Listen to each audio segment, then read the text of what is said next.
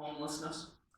Yeah, there absolutely is different types of homelessness. There's 4 classic definitions of homelessness. Those 4 would be chronic homeless, episodic, which is like the word episode but kind of stretched out,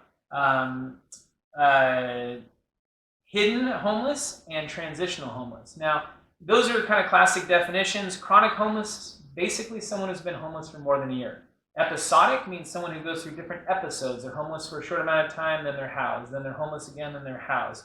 The transitional is someone who just became homeless and they're just working on getting into housing. And the hidden homeless might be someone that a lot of times we don't think of as homeless. It might be several families living in one small apartment because they can't afford their own place. So those are kind of traditional definitions.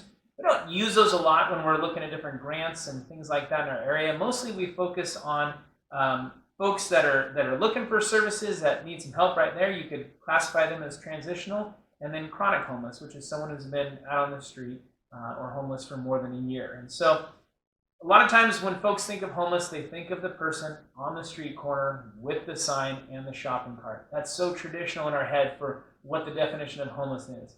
And that makes up a percentage of our folks for sure.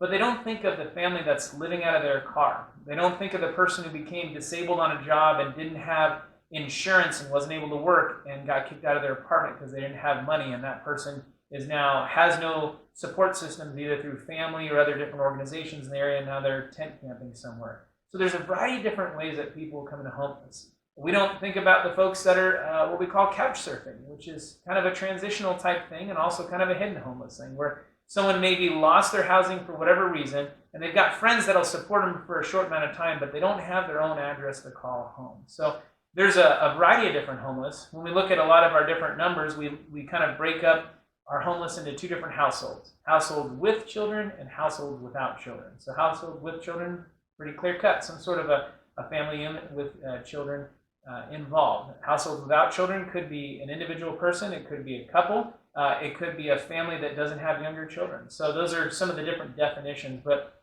homeless isn't just a person on the street corner. A lot of us are just a couple paychecks away from being homeless ourselves if we don't have the support system to help us out when we run into trouble. And so it really covers a wide variety of people when you use the term homeless.